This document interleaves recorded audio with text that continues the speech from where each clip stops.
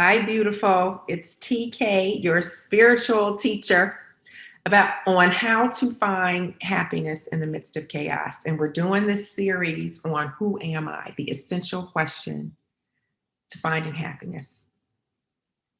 Period. It is foundational. Who am I? So we've talked about this a little bit, separating the I of consciousness that's having an experience from the experience itself.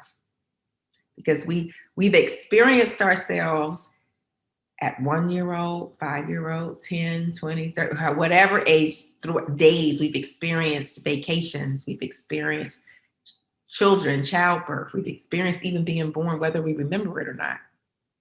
That the I that is you, the consciousness that is you, has experienced eating certain foods, going certain places, but that is not you. So we're changing our perception, how we perceive the world around us, to what is true. And what is true is we are not an individual body. We are a higher consciousness. We are the knowing of this body that participates in conjunction with our fellow brothers and sisters in life. So it's not my life or your life, it's one life. In our participation of it, we intersect, we meet, we come out in the physical sense, but in the metaphysical, in the spiritual sense, the I that is observing all of this is all connected. It is universal. It is the universal knowing. It is the universal, it is God, it is love, it is the essence of life. The I, who am I? The I, the real I, is the essence of life. Because when I die, in our human sense, it's not this consciousness that dies. It's the consciousness that leaves my body. My body is now gone. And we'll talk about death more later. That life and death go together. It's our fear of death, as if we can escape it. Once you start to participate and change your perspective in the true belief of life, that as surely as you're born, you will die. Like if we could just accept that at any moment, then we wouldn't be afraid of death. We would actually live more abundantly and outrageously and not in fear, because we know this body will die. But the I that's having this experience is still going to have an infinite amount of more experiences. We are going to experience death. We're going to experience life. We're going to experience time in a different way, which is called eternity. This I that is having the experience is totally different. And so today I want to talk about ego. Ego is fear, and spirit or God is love. It is consciousness. It is the awareness of the oneness. So when you're going through this exercise of who am I? Who am I? What do I want? Am I, when you're dealing in materialistic ways, the ego is a part that was created out of this. We have infinite creative abilities and we also have free will. But what we want is our will to be in alignment with the will of the universe and God. So we can choose to go out of alignment. That's ego. It's our own choice.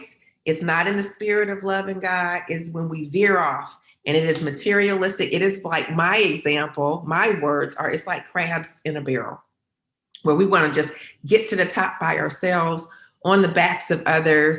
We're competing, we're scratching, and we're in stress. We're in constant stress and survival because we see ourselves as separate, having to get to the top.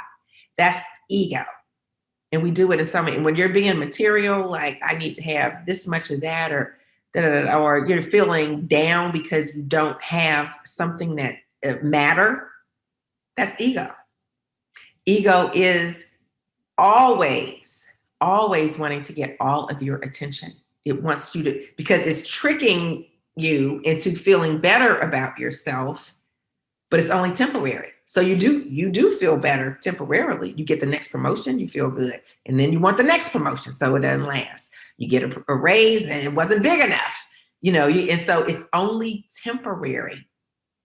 The I, who am I, the I part of you, that consciousness, is not bothered by the ebb and flow of what happens in the material world. It's able to see, okay, that's because of all these other things I may know or may not understand. But that doesn't affect, because I'm having the experience of it, then I can choose again. I can choose to have a different experience. I can choose to have a different job. I can choose to have a different friend. I can choose to deal in my relationships differently. That is where the courage comes in, and where your belief system has to kick in. And the more you sit in the I, it's not even hard work, because God, spirit, ancestors, angels, all of the non-form of this eternal experience of I, of consciousness, come into play to help you, basically, to take you along that path easier. You start to flow, you start to float, but you got to be willing and got to get to that next point, because ego speaks first and ego speaks loudest. So if you're not disciplined, if you're not vigilant in the who am I, it's going to take you on another path. You're going to be like, yeah, but they did me wrong, so I got to get them back. Yeah, they stole from me, so I'm going to have to sue they butts. Yeah, I've been wronged and I need retribution. In the higher consciousness, in the I, is able to see, I had the experience of being victimized. I had the experience of being abused. I had the experience of being taken advantage of. Okay, so now I can have the experience of abundance. I can put that aside and say, I see how that happened, because you can't see how that happened and prevent it from happening again unless you can back away from it. You see the beauty in it? So when you're aware of awareness, you're like, because I don't want that to happen again. If I continue to participate in it, then it's got me. You keep what you give. That's why in some traditions, tithing or charity, grace, goodness, because the more you give, you actually keep it. But it also, because this truth is absolute, it also works if you give out hate. You're gonna keep it. If I'm holding a grudge against you, I'm holding the anger of the grudge. But when I can separate it back and say, I had the experience of the wrongdoing that happened there, but I'm not going to hold on to it. What I'm gonna give away is forgiveness or grace or peace. Like the consciousness, see what happened. I'm no dummy. I am aware. I am present. I also know that in this I-ness, what happens is we bounce back into the ego. The ego comes in and says, well, you can't be taken advantage of. You're going to look like a dummy. You're going to look weak. You're going to look whatever. So you stay in the fight. You stay in the fight. And then who's stressed out? The body is stressed out. Disease starts to form. You can't sleep. You get migraines. And then you can't focus. You can't even separate yourself into the I, because you let all this noise in. And that's why practices like prayer and meditation, stillness, awareness in any moment, breath work allows you to back up, so you can be like, let me get back into the I that's all powerful, unlimited, and cannot be tainted by what the world is trying to do to me. So the ego, when you can recognize the ego, beautiful. You're taking the steps when you're saying, okay, who am I? So if you're not the ego, the work then is to go into the I, into the experience, the consciousness, the spirit, the soul of who you are. So you can see what's trying to happen to you, what the ego, the enemy, others are trying to do to you. And then you can be like, not today. You start saging, open the doors, meditate, and do it. And then you get back to yourself and you have clarity of purpose. So I'm not going to hold on to being mad at them. That's making me mad. I'm the one suffering. I'm the one who can't get the next job because I'm still mad about what my boss did to me on the last job. And you start to see that the letting go, the detachment that says, yeah, he did me. But so now I can choose in my infinite consciousness, what's right for me? Who am I? I am learning through these challenges that I am just experiencing them. So now I can go experience something else. And it doesn't diminish the I-ness of who I am, not in this higher place. But if I'm stuck in materiality and competition and she looked better than me, he's smarter than me, then I'm always feel bad about myself. And there's no need to, because you're only having that experience of the observation, and that we all have our gifts, and we're in just the beauty of life that we can experience when we let that happen. So be vigilant. Who am I? The big I, the I that exists, that is the observer. I am not hungry. I am having the experience of hunger. I am not poor. I am having the experience of maybe wanting more or not having enough food. So how do I, now that I've had this experience in my higher unlimited potential self, I can start to pull all this divine consciousness, this divine intelligence that exists in the I, and parlay it into my next experience. It's a practice, but it's a beautiful thing. And if you start from this quintessential, this essential question, who am I? When you keep your eye on the sparrow, when you keep your eye on the I, then the ego can't get in. It's like white noise, background noise. It's like put it in a box and put it on the seat next to you. It won't be able to keep, coming at you. It's coming at you like a what are those? Like not a demon, a zombie. The ego is just coming at you like a zombie all the time. And when you get into it, and it takes you and it multiplies. So the goal is to separate yourself from your experience, experience the experience. And now you have power in the higher consciousness to not let ego take you off track. Because ego will say, well, now you've had that experience, you need to go attack that person back for what they did to you. The I, the love of God, that unity principle, it won't do that.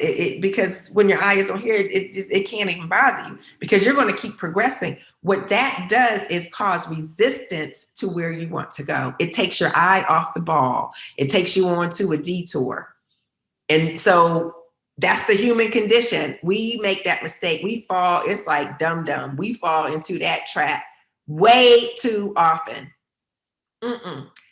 You want me to retaliate, and the world will tell me that that's going to make me look strong and big. But what it's going to do is keep me in bondage. So I'm going to free myself of all of that.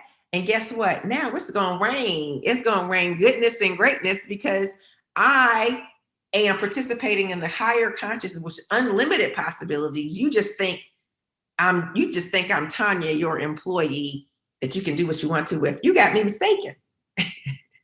You got the world all upside down. I am so much more than that. You can try to do what you want to do here, and I'm gonna let that go, because I have infinite possibilities out here in the I, the consciousness of that which I am. So when you participate in this place, you'll start to feel differently. You'll experience things in a different way. And for some people, that's scary. But when you can get through the fear and grab your courage, it is beautiful. It is joyous. People see your shine. Some people think you're crazy. Some people don't want to understand. They don't know what and they got to start from where they're at. But that does not diminish you. You grow in your giving. I grow in my giving. What you learn, you teach. What you teach, you learn. And it's like a flame of a candle. You can light 1,000 more candles with that same flame. It is not diminished. But on the human side, they want to say, well, you light that flame, yours might go out. So people get stingy and they hoard, and they're like crabs in a bucket. Like, nope, it's my flame. You can't have any of it.